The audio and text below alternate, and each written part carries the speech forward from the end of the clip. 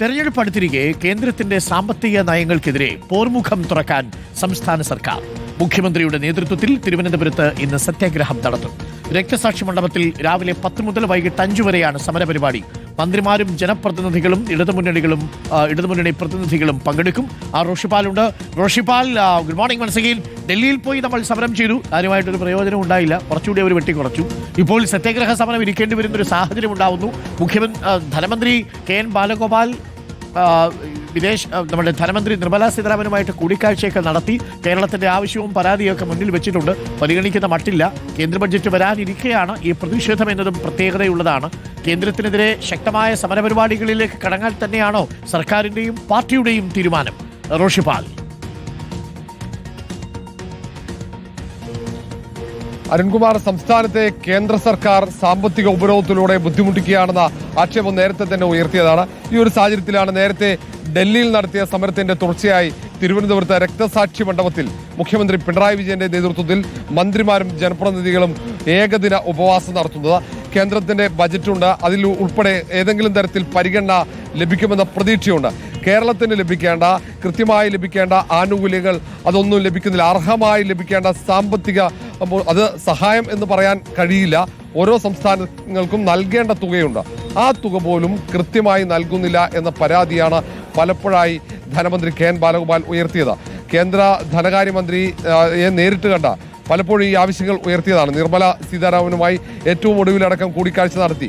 എന്നിട്ടൊന്നും ഒരു പരിഗണനയും കേരളത്തിന് ലഭിക്കുന്നില്ല എന്ന പരാതിയാണ് സംസ്ഥാന സർക്കാർ ഉയർത്തുന്നത്. ഈ സാഹചര്യത്തിൽ കൂടിയാണ് ഇങ്ങനെ ഒരു സമരത്തിന്റെ പ്രസക്തിയും മുഖ്യമന്ത്രി തന്നെ നേരിട്ട് തലസ്ഥാനത്ത് രക്തസാക്ഷി മണ്ഡപത്തിൽ ഇങ്ങനെ മുഴുവൻ സമയ സത്യാഗ്രഹത്തിലേക്ക് കടക്കുന്നു. മുഖ്യമന്ത്രി രാവിലെ 10 മണിക്ക് തുടങ്ങുന്ന ഈ സത്യാഗ്രഹ സമരത്തിൽ അവസാനം വരെ 5 മണി വരെ ഉണ്ടാകും എന്നാണ് അറിയിച്ചിരിക്കുന്നത്. മുഖ്യമന്ത്രിയും മന്ത്രിമാരും ഉണ്ടാകും, MLA മാരുണ്ടാകും, MP മാരുണ്ടാകും.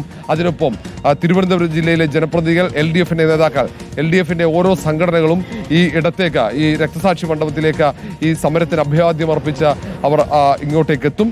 അങ്ങനെ വലിയൊരു ജനക്കൂട്ടം ഈ സ്ഥലത്തേക്ക് എത്തിച്ചേരും. അങ്ങനെ ഒരു ചരിത്രമാകുന്ന ഒരു സമരമാണ് കേന്ദ്ര സർക്കാരിനെതിരെ സംസ്ഥാന സർക്കാർ നടത്തുന്ന സമരം.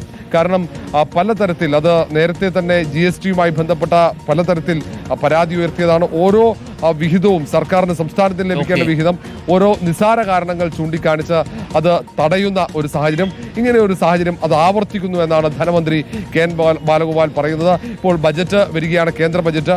ആ ബജറ്റിൽ കഴിഞ്ഞ തവണയൊക്കെ കേരളത്തിന് പ്രതീക്ഷിച്ച തരത്തിൽ ഒരു പരിഗണനയും ലഭിച്ചിരുന്നില്ല. ഈ തവണയെങ്കിലും പരിഗണന ലഭിക്കുമെന്ന് സംസ്ഥാനം പ്രതീക്ഷിക്കുന്നുണ്ട്. അരുൺകുമാർ. ഓക്കെ, ശരിയാണ് റോഷി. ഈ സംസ്ഥാനവും കേന്ദ്രവും തമ്മിലുള്ള ഈ ധനകാര്യ ബന്ധമുണ്ടല്ലോ, നമ്മളതിനെ സാമ്പത്തിക ഫെഡറലിസം അല്ലെങ്കിൽ ധനകാര്യ ഫെഡറലിസം എന്ന് പറയും. അത് പാളിപ്പോകുന്നത് ഒട്ടും ഗുണകരമല്ല. അതിൽ കക്ഷി രാഷ്ട്രീയ താല്പര്യങ്ങൾ ഉണ്ടാവരുത്. പ്രേക്ഷകർക്ക് അറിയൂ, നമ്മുടെ സപ്ലൈകോയ്ക്ക് നെല്ല് സംഭരണവുമായി ബന്ധപ്പെട്ട് 2000 കോടി രൂപ കൊടുക്കാനുണ്ട് എന്നാണ് പറയുന്നത്.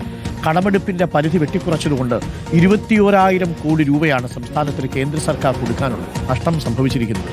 ഇങ്ങനെ ഒരുപാട് ആവശ്യങ്ങൾ നമ്മൾ പറയുന്നു. കാലാവസ്ഥ വ്യതിയാനം ചെറുക്കുന്നതിനുള്ള പരിപാടികൾക്ക് വേണ്ടി 4,500 കോടി കിട്ടിയിട്ടില്ല.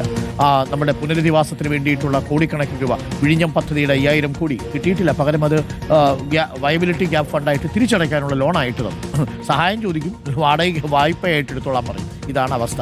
എന്തായാലും എന്തെങ്കിലുമൊക്കെ മാറ്റം നമ്മൾ പ്രതീക്ഷിക്കുന്നു. തെരഞ്ഞെടുപ്പല്ലേ, BJP സർക്കാർ അങ്ങനെ നമ്മൾ അവഗണിക്കാൻ സാധ്യതയില്ലെന്ന് കരുതാം.